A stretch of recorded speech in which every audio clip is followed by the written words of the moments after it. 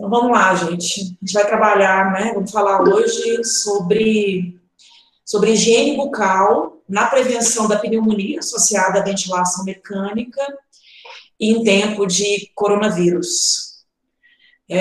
Esse assunto foi muito discutido também nesse Congresso Brasileiro de Terapia Intensiva que aconteceu na semana passada. Então, eu trouxe esse dado, que é o dado atualizado na página do Johns Hopkins, que nós temos atualmente, até a data de hoje, 55.192.409 pessoas infectadas com Covid-19. Aqui no Brasil, nós temos mais de 5 milhões de pessoas infectadas. É lógico que nós temos os pacientes recuperados, né, 34 milhões recuperados, mas nós temos aí uma quantidade de mortes no mundo de 1.330.299 pessoas. Qual que é a importância de falar dos dados de Covid? Porque nessa aula eu vou trabalhar com a prevenção da PAV nos pacientes que estão com Covid-19. Então, nesse diapositivo, eu trouxe os dados de um artigo publicado nos Estados Unidos, que 38,9% das pessoas admitidas nas UTIs com Covid estavam em ventilação mecânica invasiva. Esse dado é muito importante, e um dos motivos que levaram à mortalidade de Covid nos Estados Unidos, publicado nesse artigo, a maioria das pessoas tinha mais de 70 anos e tinha um IMC médio maior que 40, então a maioria eram obesos. Então, ser obeso e ser idoso é um fator de risco para mortalidade em Covid em terapia intensiva. E nesse mesmo artigo, em outro artigo publicado nos Estados Unidos, 28,4 pessoas, elas foram entubadas, daqueles que foram admitidos na UTI, e eles precisaram de ventilação mecânica invasiva. Esses pacientes que evoluíram para a ventilação mecânica invasiva, a maioria também tinha idade mediana mais alta, era homem e tinha diabetes, né? Então tinha comorbidade de diabetes. Já na China, 12% dos pacientes necessitaram de ventilação mecânica invasiva. No Brasil, a maioria dos pacientes que foi internado em UTI foi internado devido à insuficiência respiratória hipoxêmica aguda e necessitava de suporte ventilatório mecânico. A ventilação mecânica nessa população, ela foi necessária em 65% dos pacientes da UTI. Então, isso equivale a 18,1% do total de internações. E apenas 20% foram tratados com ventilação mecânica não invasiva. Esse dado chama muito a atenção, porque quando começou a pandemia de Covid no Brasil, os pacientes que chegavam na terapia intensiva, eles eram entubados. A minoria deles ia para a ventilação mecânica não invasiva. Esses dados, de entubar as pessoas que entraram na terapia intensiva no Brasil, são dados superiores aos Estados Unidos e à China, sendo menor apenas do que a Itália. Esse artigo publicado numa revista, agora, o mês passado, a PLOS ONE, que é uma revista de alto impacto, mostrou que a morte por Covid-19 no Brasil, ela foi fortemente associada a fatores demográficos, socioeconômicos e também comorbidades. As variáveis que foram altamente preditivas de mortalidade no Brasil foi estar vivendo na região Nordeste, ter doença renal crônica e hepática, ser imunossuprimido, ser obeso, ter doença neurológica, cardiovascular, hematológica, diabetes, pneumopatia crônica, e também ter sintomas respiratórios, variando de desconforto respiratório, dispneia, até uma saturação menor que 95%. Um outro dado importante publicado nessa revista mostrou que a mortalidade foi maior naqueles pacientes internados em hospital público e que falaram que tinham analfabetismo, né, como autorreferido pelo paciente. Esse aqui é um artigo publicado numa revista que fala sobre quais os fatores que influenciaram a ventilação mecânica na Itália. Na Itália, diferente do Brasil, a ventilação não invasiva, ela foi aplicada em 65% dos pacientes. Então, antes de começar a intubação traqueal, o paciente era colocado inicialmente em ventilação não invasiva. 54 deles, né, então 21% desses pacientes, eles ficaram na ventilação não invasiva por mais de 24 horas e foram intubados após uma mediana de 2, que deu em média aí de 1 a 5 dias de internação hospitalar. Esse fato também chama a atenção, é que esses pacientes evoluíram para a traqueostomia no tempo entre média de 9 dias, mostrando que a ventilação mecânica ela foi prolongada nessa população.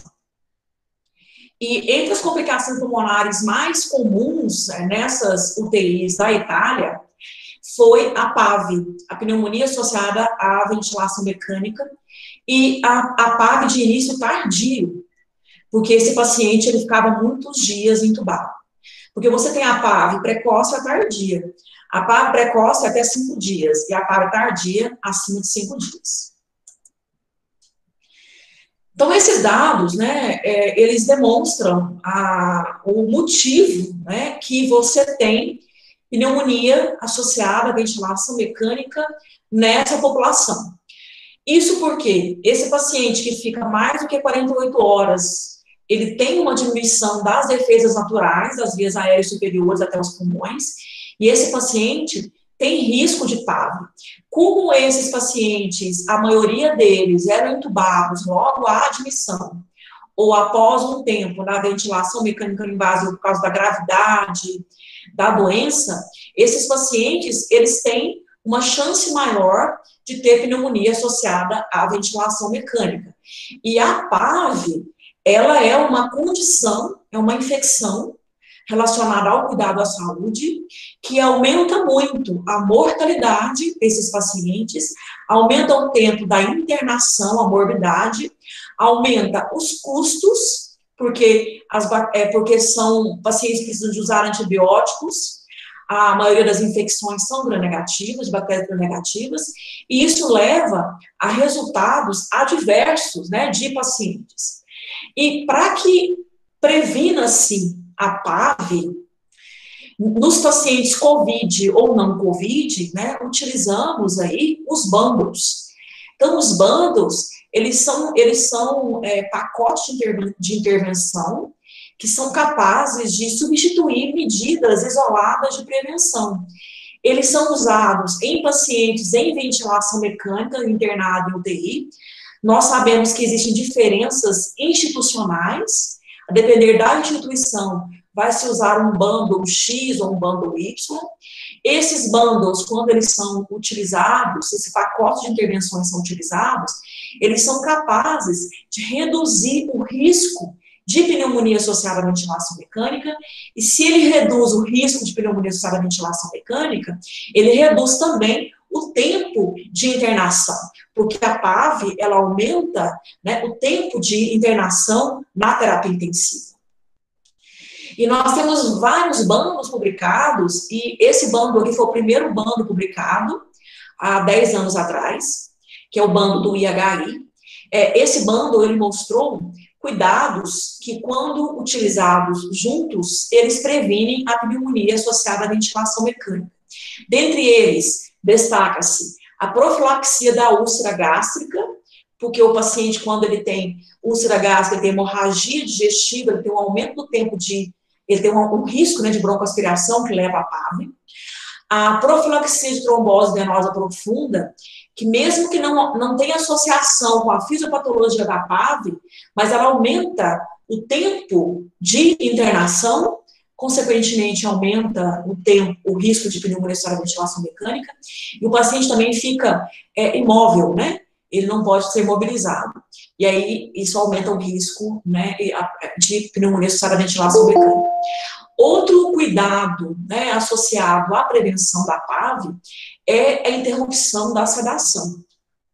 A interrupção da sedação é um cuidado que pode diminuir o tempo de ventilação mecânica. Outro cuidado importante é a elevação da cabeceira, maior que 30 graus a 45 graus. Esse cuidado, ele é capaz de prevenir a PAV. E um cuidado que está em todos os bundles, tanto no bundle brasileiro como nos bundles do mundo, é a higiene oral com clorexidina.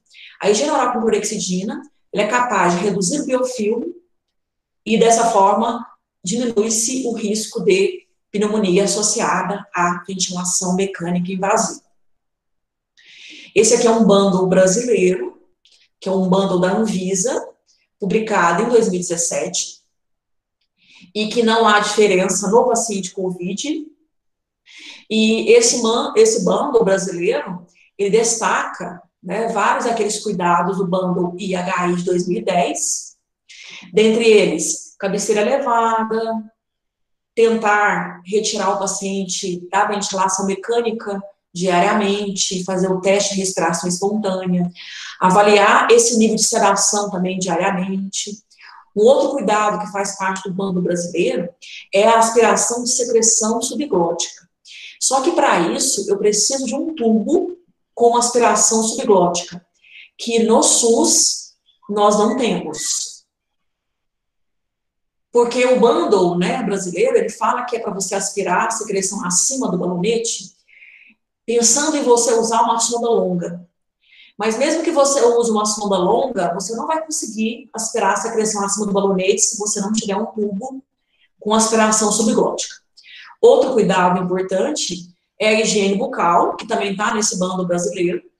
O uso criterioso de bloqueadores neuromusculares, que é difícil no paciente COVID, que o paciente COVID, a maioria desses pacientes que precisam ir para a posição prona, eles precisam de estar bem sedados e bloqueados muitas vezes. E o bloqueador neuromuscular, ele aumenta o risco de PAV, porque ele aumenta o tempo de ventilação mecânica. Por isso que é importante usar de forma criteriosa. Uma outra coisa também que é fundamental é tentar usar a ventilação não invasiva no lugar da ventilação invasiva. Nos pacientes COVID, no início, era até mesmo era indicação, né, do bando brasileiro, e até mesmo uma recomendação da Surviving Sepsis, quem tem, que a gente não usasse ventilação não invasiva, por causa do risco de contaminação do profissional. À medida que alguns serviços começaram a testar outros tipos, né, de máscara, né, de interfaces, esse cuidado ele começou a ser mais usado em outros serviços. Né? Então, o pessoal começou a usar mais ventilação não invasiva, porque a ventilação não invasiva para que ela não tenha risco de contaminação da equipe. Se você utiliza máscaras faciais totais, né, interfaces que tem essa selagem, evita-se que se contamine esses profissionais. Então, isso tem mudado, né? Alguns serviços têm começado a preferir a utilização de ventilação mecânica não invasiva com primeira medida, e muitos pacientes nem precisam, né, de ventilação mecânica invasiva. Outro cuidado que previne PAV é cuidado com o circuito respirador, filtros e nebulizadores, então a questão de troca desses filtros, a não utilização de nebulizadores aqueles nebulizadores comuns, porque eles aumentam, né, o risco de PAV, porque você acaba manuseando mais o próprio ventilador mecânico, então isso aumenta o risco de PAV. Um outro cuidado que tem se usado muito na época de Covid é a utilização do sistema de aspiração fechado, né? Então, a gente tem usado o sistema de aspiração fechado em todos os pacientes para evitar a contaminação. Em relação à PAV, a gente sabe que deve-se usar, se necessário, pensando em PIP, pensando em não contaminação da equipe, mas em questão de PAV, os estudos mostraram que usar sistema de aspiração fechado não é superior ao aberto no que se refere à PAV. No que se refere a PIPs elevados, a contaminação da equipe, é lógico que é melhor, mas a prevenção da PAV ele não é o mais seguro. Uma outra coisa também é evitar a extubação não programada. Então, esse paciente, a gente avaliar, evitar que esse paciente retire, né, o seu tubo no momento que não seja adequado, para evitar as reintubações. As reintubações aumentam o risco de pneumonia associada à ventilação mecânica.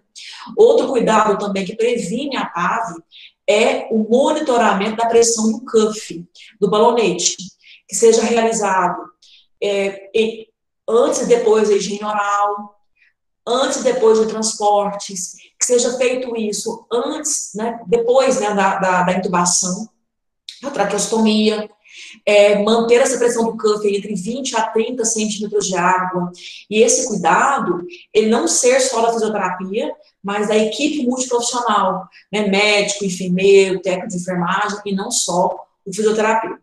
E uma outra coisa também, em questão de prevenção de PAV, que tem sido discutida, mas até agora não existe nada que diga que a sonda enteral na posição pós-pelórica ela seja melhor do que na posição gástrica. Então, ainda não se sabe. Em questão de prevenção de PAV, não há superioridade entre uma e outra. Em questão de micro-organismos, né, nesses pacientes com COVID, o que esse estudo ele mostrou, publicado agora em 2020? Que os micro-organismos mais comuns envolvidos na PAV desses pacientes com COVID são gram-negativos. Até porque há relatos de pneumonia associada à ventilação mecânica tardia, no qual esses micro-organismos gram-negativos estão mais associados, como Escherichia coli, Klebsiella pneumoniae, Pseudomonas aeruginosa e a Acinetobacter baumannii. Em menos proporção, PAV por Staphylococcus aureus. Mais uma vez mostrando aqui, né, que esses pacientes de COVID são pacientes que têm pneumonia, na maioria das vezes, tardia, mais do que 5 dias. E quando se pensou, né, em tempo de internação, esse artigo, publicado na Revista Brasileira de Enfermagem, ele mostra, né, ele mostrou que o tempo de internação na UTI, ele é maior nos pacientes que desenvolveram PAV. Então, ter PAV aumenta o tempo de internação. Então, os pacientes que desenvolveram PAV tiveram, em média, aí, 15,7 dias de internação versus 4,9 dias daqueles que não foram acometidos com PAV. E uma outra coisa, desses pacientes que tiveram PAV, 32% tiveram morte atribuída à pneumonia associada à ventilação mecânica. Então, além de ter uma pneumonia viral grave, esse paciente evolui para uma pneumonia associada à ventilação mecânica. Nós sabemos que a PAV, ela tem vários fatores que são intrínsecos, que são do hospedeiro, que você não pode mudar, como idade, como comorbidades, por exemplo. Mas vários cuidados podem ser, né, realizados pela equipe para prevenir a PAV. A gente fala que é uma infecção relacionada a assistência à saúde. Haja visto que os cuidados que você realiza, eles são capazes de prevenir essa infecção. Aqui também, esse aqui é um artigo publicado agora em 2020, na Critical Care, falando aqui das estratégias para reduzir a pneumonia associada à ventilação mecânica nesse tempo de Covid. E aí você visualiza que a maioria dos cuidados já são cuidados realizados em outros pacientes não Covid.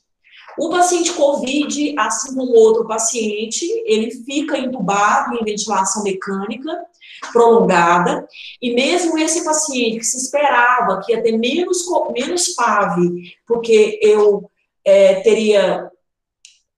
mexeria menos, né, porque o paciente COVID é um paciente, teoricamente, é um paciente que ele é menos manuseado do que outros pacientes, isso teoricamente, porque na prática, os estudos têm mostrado que esse paciente tem PAV assim como o outro.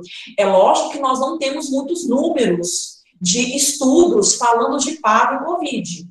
Nós temos, assim, poucos estudos que associaram isso, mas a gente acredita, né, que o ano que vem deve ser publicados mais artigos falando da incidência de PAV nesse grupo de pacientes. E o que a gente consegue vislumbrar é que são pacientes que têm PAV tardia, mais do que 5 dias de internação. Até porque esse paciente, ele começa geralmente na oxigenoterapia, depois ele vai, oxigenoterapia de alto fluxo, vai para a ventilação não invasiva e vai para a ventilação mecânica invasiva. Então, ele fica mais tempo internado. Então, aqui nós temos de todos os cuidados, o cuidado que é diferente aqui é usar um novo circuito de ventilação para cada paciente. Porque, como era a época de pandemia, né, muitos serviços, pela demanda, os pacientes recebiam o mesmo ventilador, inclusive. O mesmo ventilador usado por outro paciente, né? E muitos pacientes usavam o mesmo ventilador ao mesmo tempo. Então, aqui nesse estudo, na Critical Care, eles falam, né, que se use um novo circuito de ventilação para cada paciente. Outra coisa que se fala aqui nesse estudo é a utilização de sistema de sucção fechado e que use o sistema de aspiração fechado e que se preocupe em drenar esse condensado que fique dentro da tubulação. Porque isso é uma realidade comum. Se a gente está usando mais sistema de aspiração fechado, pode acontecer de ter muito mais condensado nesse tipo de material. E aí essa preocupação de drenar, avaliar periodicamente o sistema de aspiração fechado para ver se não tem condensado, porque isso aumenta o risco de pneumonia associada à ventilação mecânica. A questão do filtro HNE, que aparece aqui como cuidado de prevenção da PAV, que seja trocado a cada 5 a 7 dias, e do mesmo jeito, cuidado com o condensado na tubulação desse filtro HNE, naquelas traqueinhas, se o serviço assim o fizer. Porque muitos serviços pararam de usar a traqueinha, usando só o filtro.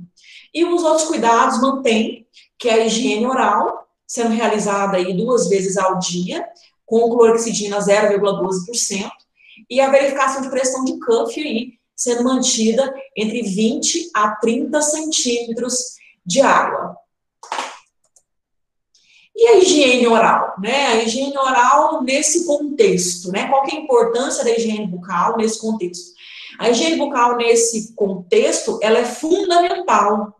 E ela, quando ela é feita de maneira correta, ela consegue modificar essa condição de infecção, né?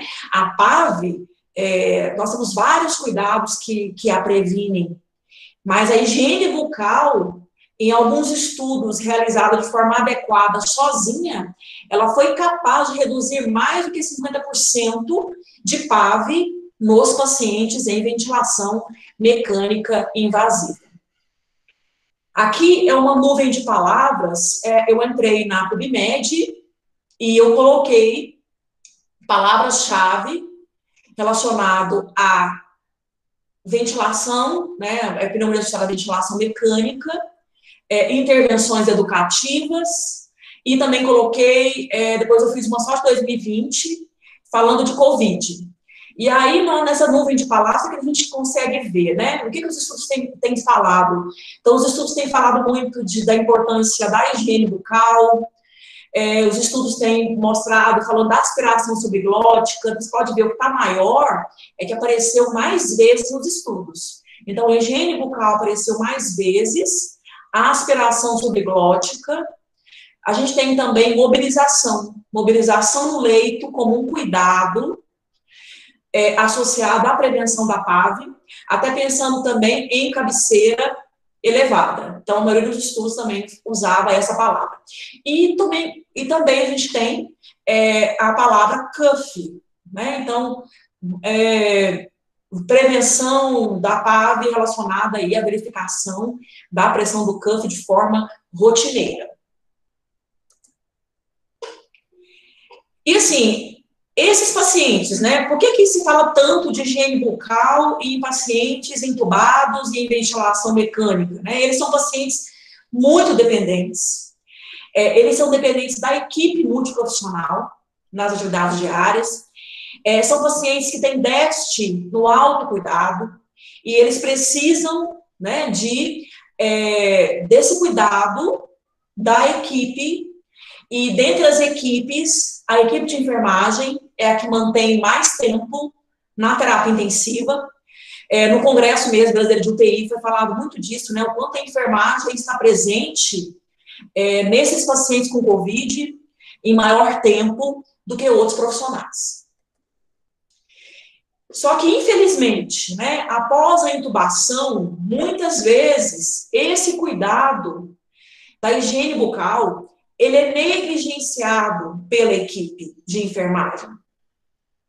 Então, assim, a gente sabe que tem pacientes que têm cavidades bucais muito ruins, que têm doença periodontal grave, que são pacientes que têm mobilidade dentária, que são pacientes que têm gengivite, que são pacientes edêntulos, que são pacientes que têm a doença mais comum, né, que é a cárie. Então, são pacientes já com condição muito ruim. E esse paciente, ele é intubado, colocado em ventilação mecânica, e esse cuidado, muitas vezes, ele vai ser negligenciado pela equipe de enfermagem após a intubação.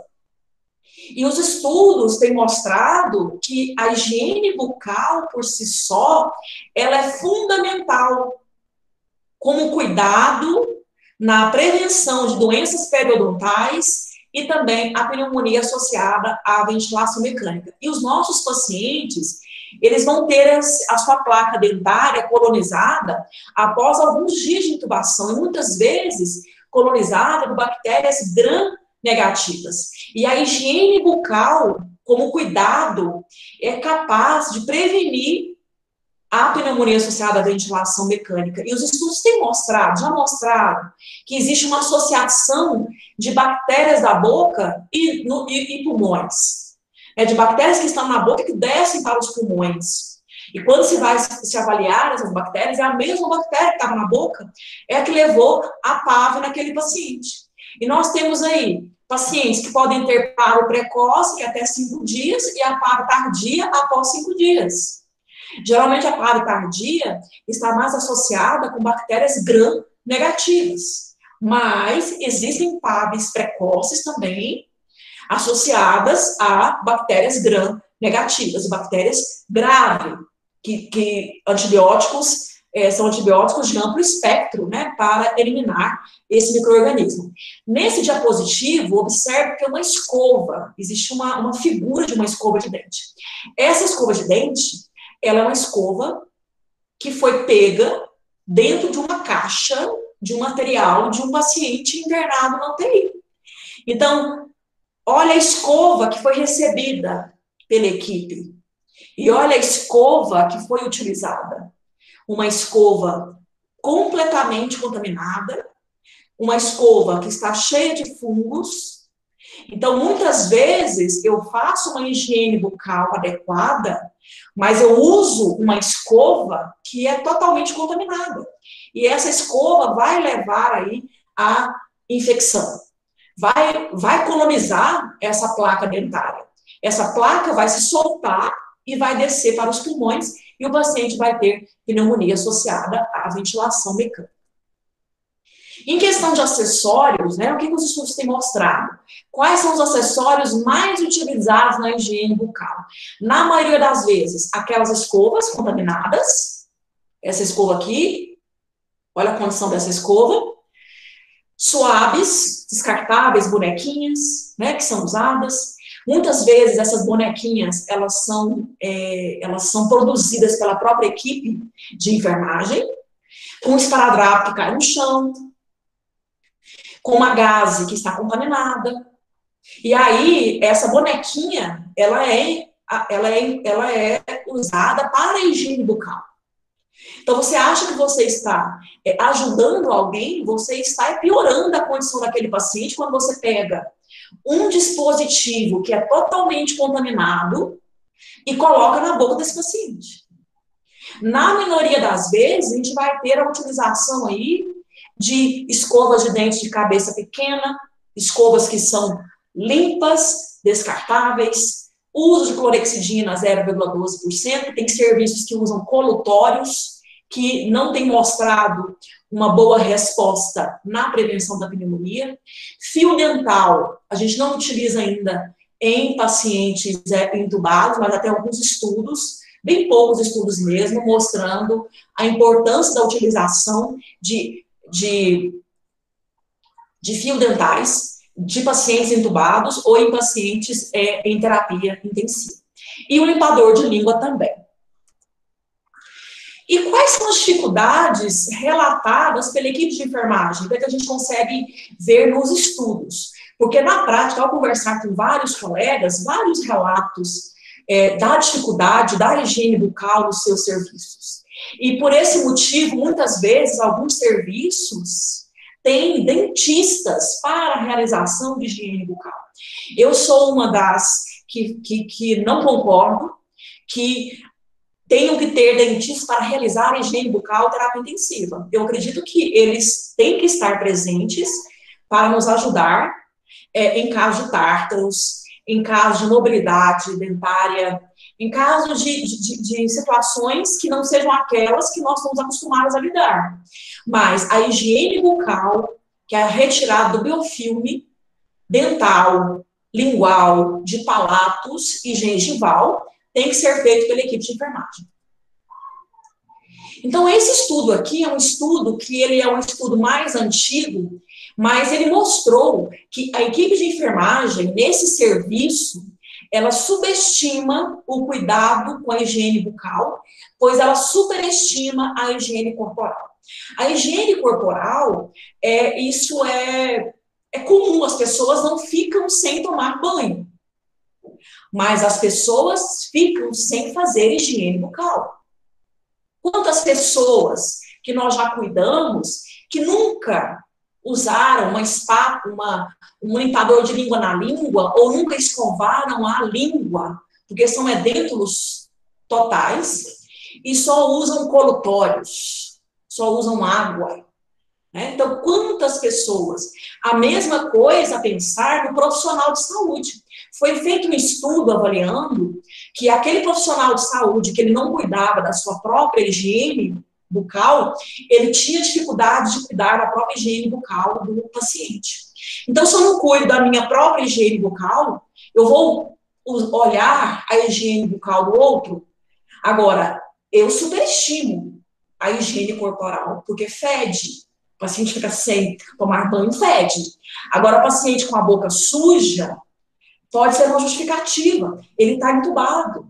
Um dia desse, escutei um paciente não foi paciente, foi das lives que eu participei, um colega falando que ele não era da área de saúde, que ele achava que não precisava, ele não sabia que tinha que escovar dente de paciente entubado, que ele achava aquilo estranho. Como assim? Você escova dente de paciente entubado? Então, as pessoas já está muito claro na cabeça das pessoas que você não escova a boca de paciente entubado. Aqui, nesses estudos, eu coloquei o que os estudos mostraram em relação a dificuldades da enfermagem.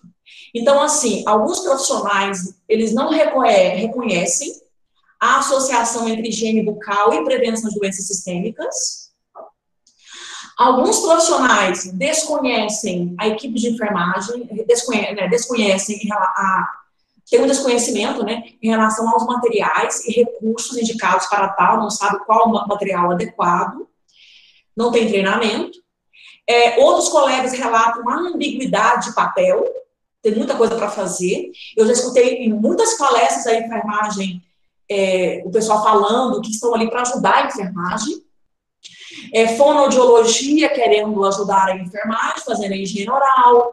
Dentista querendo ajudar a enfermagem, fazer a higiene oral, porque a enfermagem está sobrecarregada. Como se esse cuidado não fizesse parte do nosso rol de atividades.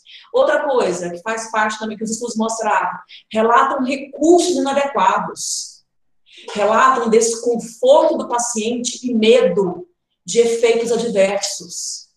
Alguns colegas, eles acham que o paciente está desconfortável, que escovar a boca do paciente é desconfortável, dói, isso dói, é ruim, clorexidina tem um gosto ruim. Alguns colegas também nos estudos, né, mostraram nas populações que os cuidados bucais feitos pela enfermagem, na maioria das vezes, não são baseados em evidências científicas. Né? Então, são realizados de acordo com o que se aprendeu, que é pegar uma bonequinha, uma espátula com gás, e pôr uma gás, passar um esparadrapo, e jogar água na boca do paciente ou fazer a higiene bucal com o próprio antisséptico, né? Então, muitas vezes, o cuidado não é baseado em evidência. E um outro estudo também foi até significante, porque eu falo enfermeiros, porque lá tem só enfermeiros nesse estudo, então, os enfermeiros menos experientes, eles tiveram uma adesão maior do que enfermeiros com mais experiência. Então, aqueles menos experientes aderiram mais à realização da higiene bucal dos seus pacientes do que aqueles enfermeiros que tinham mais experiência. E como realizar a higiene bucal? Né? Quais produtos, né, utilizar? Nós temos um rol, né, de produtos que podem ser utilizados. Aqui nós temos aí nessa imagem a escova de dentes de cabeça pequena, infantil. O ideal é que essa escova fosse descartável, só que muitos serviços não tem como manter essa realidade. Essa escova que está aqui nesse diapositivo é uma escova que ela tem um aspirador que você conecta e consegue aspirar ao mesmo tempo. Se você não tem essa escova, você pode usar um sugador descartável. É ideal que você higienize a boca do paciente, sugue com um sugador diferente do que você usou no tubo, do que você usou no nariz. Esse sugador descartável, ele é maleável, ele não machuca, ele não lesiona a cavidade bucal do que quando você compara com uma sonda uretral. Aqui nós temos aqui um afastador de lábios, que é para você visualizar melhor a boca desse paciente.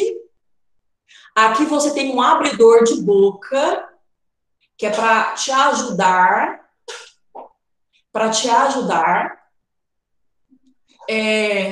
Peraí que tem uma pessoa querendo entrar aqui. Só um pouquinho.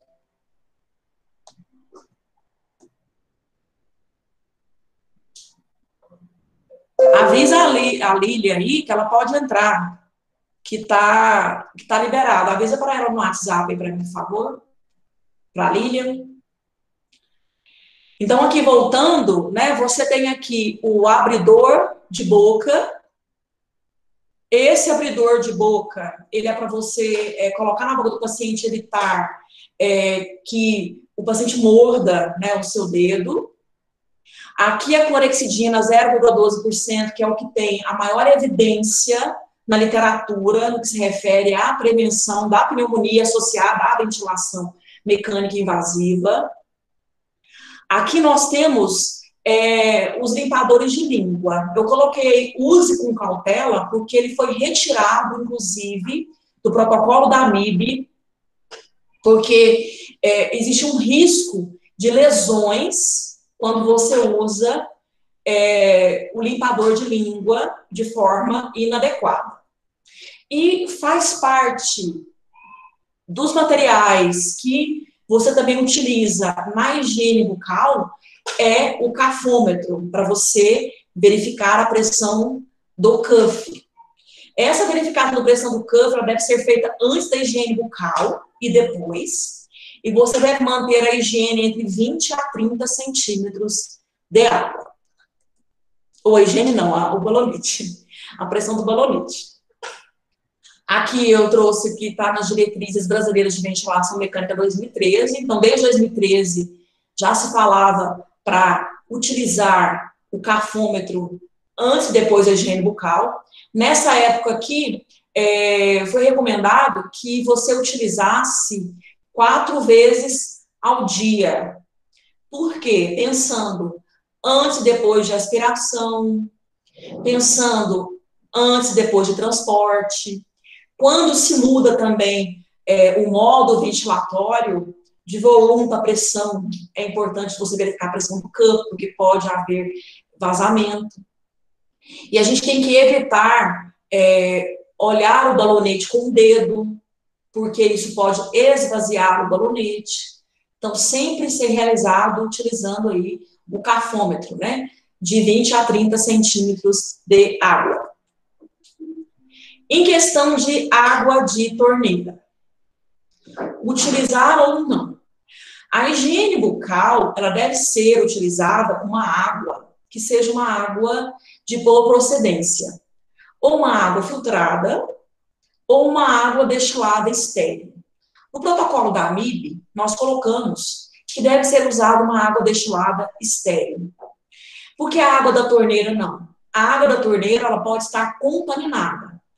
Então, nós não usamos nem para a higiene bucal, nem para realizar cuidados, como, por exemplo, lavar a escova com esse tipo de água, porque essa água, ela é contaminada. E olha que esses artigos que eu coloquei aí são artigos bem antigos, de 2001. Mas mesmo nessa época já se dizia que a água da torneira, ela não deve ser utilizada para a higiene bucal do paciente crítico. Em questão de armazenamento, armazenar ou não armazenar? O consenso de cuidados dentais, publicado em 2010, ele diz que você deve armazenar as ferramentas de higiene bucal em um recipiente individual limpo, separado de outros produtos de higiene pessoal. Então, não se deve pegar uma escova e se misturar com uma escova de cabelo, por exemplo. Não se deve armazenar junto com fraldas. Lá no HC, nós usamos as caixas de inox, que são agora furadas, em cima e embaixo. E a gente lava a escova e coloca dentro dessa caixa. Existe alguma evidência no que se refere a isso? Não, não há evidência. Nós fizemos como protocolo lá da instituição para evitar que essa escova fosse guardada em qualquer lugar. Uma coisa que a gente fazia antes, que nós não estamos fazendo, que era usar uma escova a cada 5 dias e jogar fora. A gente usava 5 dias e jogava fora. Existe alguma evidência em relação a isso? Não. A gente usava porque a gente acreditava que era um tempo, não teve nenhum estudo, um tempo bom de armazenar essa escova.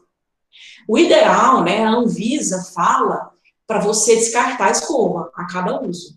Só que a gente não tem condição financeira, né, para fazer isso. Mas o ideal é que você descarte essa escova ou você desinfete essa escova. Com o quê? Existe uma colega lá do HC, que é a Bárbara, o trabalho dela de mestrado, ela avaliou a desinfecção de escova de dentes com ácido peracético. E ela mostrou que esse ácido, né, ele foi capaz de escovas contaminadas, ela contaminou as escovas no laboratório, e aí ela fez a desinfecção, igual se faz na central de material. E essas escovas, elas ficaram livres da maioria dos micro-organismos. Então, como eu estava dizendo, no Brasil, a recomendação brasileira é que se jogue fora, que as escovas sejam descartáveis, de cerdas macias e fios flexíveis. Vale salientar que, apesar da Anvisa recomendar, o SUS não nos oferta escovas que sejam descartáveis. Então, nós pegamos as escovas que os familiares trazem. O ideal é que você traga, que você pegue escovas novas, que você nunca use escovas que sejam contaminadas. Eu fiz um trabalho, e nesse trabalho eu avaliei as escovas contaminadas. Eu pegava as escovas que o familiar trazia e levei para o laboratório de microbiologia. E cresceu bactérias multiresistentes, como enterococcus resistente à vancomicina, cresceu KPC nas escovas de dente, escovas que estavam sendo usadas na enfermaria ou em casa. Esse aqui é um material, né, o protocolo da AMIB. Eu tive o prazer de fazer parte como autora desse protocolo. Esse protocolo ele foi feito por enfermeiros e dentistas. E esse protocolo, ele me fala como é que deve ser realizada a higiene bucal de pacientes internados em UTI adulto ou pediátrico. Então, vocês podem ver que a prescrição é do cirurgião dentista ou enfermeiro, orientação do cirurgião dentista e ou enfermeiro, executante, cirurgião dentista, enfermeiro ou técnico. Então, nós colocamos isso para que ficasse bem claro, né, que a enfermagem, ela é a responsável também em realizar esse cuidado. E como que nós escrevemos esse protocolo? Nós escrevemos ele em 6 passos. No primeiro passo, a gente vai começar sempre a higiene bucal de fora, da parte da boca de fora. Então, você vai remover as sujidades da região peribucal e parte externa dos lábios. Então, você vai começar por fora, fazendo a higiene da parte externa, usando uma gase estéril, umedecida com água destilada estéril ou filtrada. E aí você faz essa remoção da sujidade, tira tudo com água. Depois você vai fazer uma antissepsia da boca do paciente da parte de fora, usando solução de gluconato de clorexidina 0,12% ou 0,2%. Então, você vai passar clorexidina também de fora e você vai lubrificar a parte de fora. Por que você vai fazer isso? Porque quando você abrir a boca, se não tiver limpo, lubrificado, você vai levar para dentro da cavidade bucal a sujidade que está de fora. Ou você pode lesionar a boca desse paciente porque você vai abrir ou porque você vai usar um abridor de boca. Em questão de qual produto usar, não se deve usar Bersane, não se deve usar óleo mineral. O óleo que deve ser usado é o óleo vegetal comestível. O indicado é o óleo de coco, que seja hidrossolúvel. Deve-se evitar o AGE, porque tem estudos mostrando a associação do AGE, do Bersane, com pneumonia lipóica. Então, a gente não utiliza por isso, tá? Então, não se deve usar. Pode-se usar uma outra coisa? Pode usar outro Bepantol, Bepantol, né, que é o nome. Pode-se usar, mas não se deve usar o AGE e nem óleo mineral.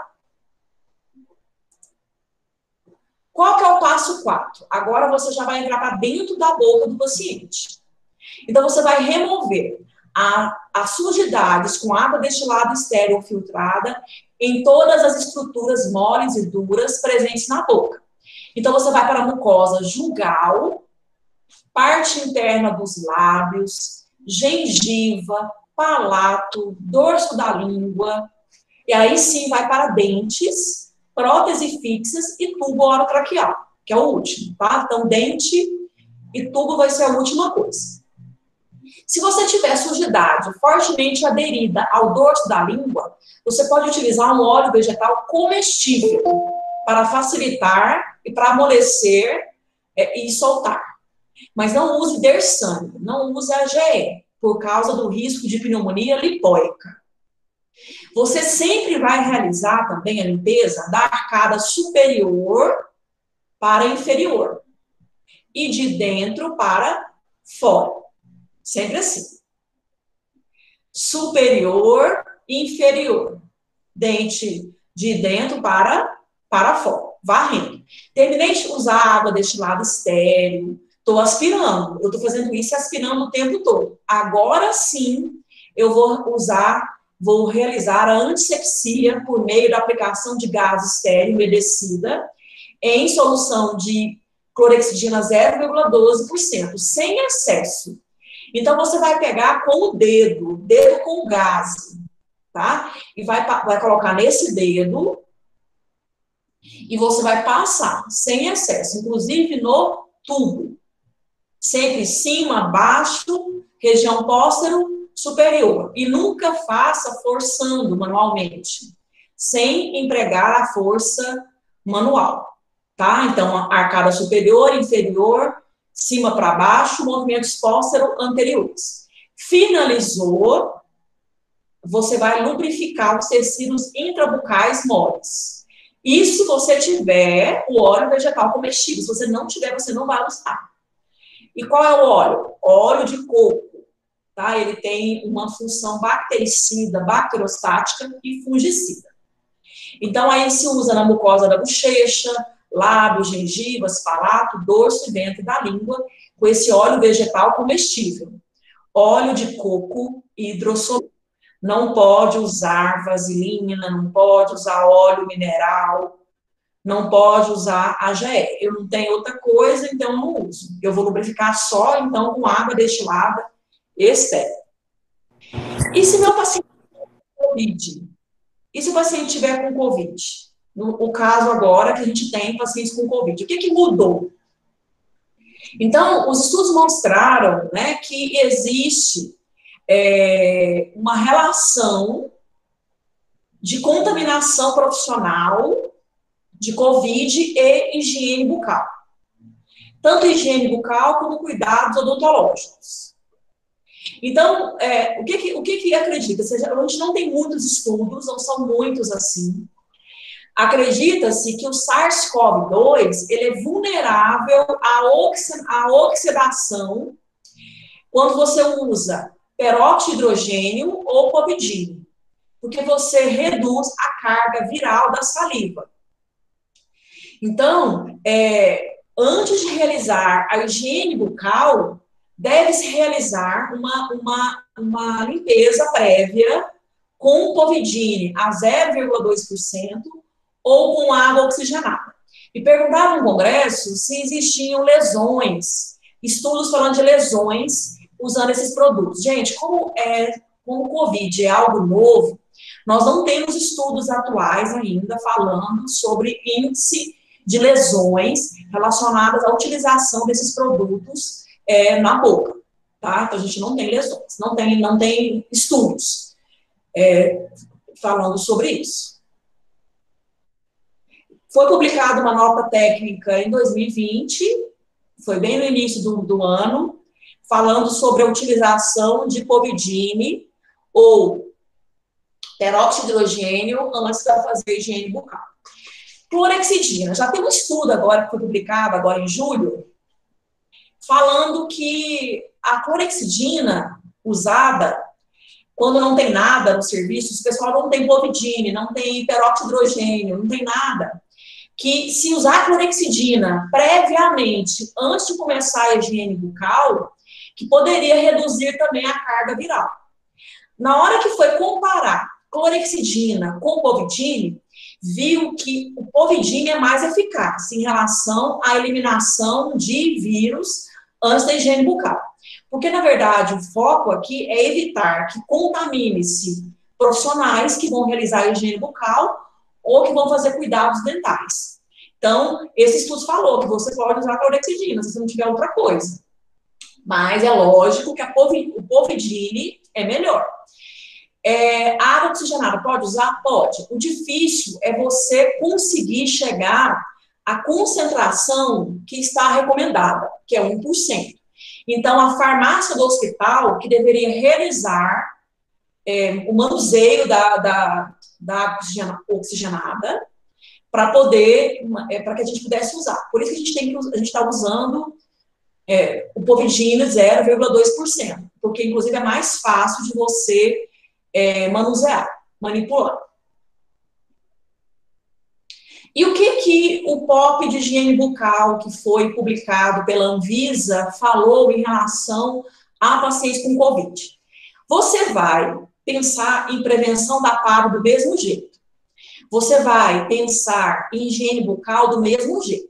Só que antes de começar a higiene bucal, você vai usar os produtos que eu falei para vocês. Eu vou usar Povidine ou vou usar aí peróxido de hidrogênio, que é água oxigenada. E eu vou usar aí por 1 minuto, 2 vezes ao dia, previamente à higiene bucal, com o objetivo de reduzir a carga viral. O Povidine e a água oxigenada não previne PAV. Só deve ser usado para pacientes com confirmação ou suspeita de Covid-19, que estejam entubados ou traqueostomizados, para prevenir Covid nos profissionais. Porque a quantidade de vírus que você tem na boca é muito alta. Então, boca é excelente, né, para contaminar profissionais. E depois que você realiza a higiene bucal, que você fez o uso da Povidine, do peróxido de hidrogênio, você vai usar ao normal. Aí você vai fazer com água destilada estéril e depois vai terminar a higiene bucal com clorexidina 0,12%, 2 vezes ao dia, de 12 em 12 horas. Se você quiser, mas eu não posso fazer higiene oral 3 vezes ao dia, olha, o protocolo da Bíblia, a gente colocou 2 vezes ao dia, porque se 2 vezes ao dia for feito de forma adequada, é suficiente. E a clorexidina, ela também tem uma ação de 12 horas para prevenção de PAV. Então, não é necessário realizar 3, 4, 5, 6 vezes. Está sendo realizado aí um estudo, já que deve estar sendo quase publicado, avaliando se faz diferença você higienizar a boca várias vezes ou não. Mas, previamente, a gente já sabe que parece que não faz diferença nenhuma. E no paciente que não está entubado, como é que você faz? O paciente que não está entubado, do mesmo jeito, existe o risco de você se contaminar durante o cuidado com esse paciente. Então, nesse paciente, ele também vai realizar bochecho. Ele vai realizar um bochecho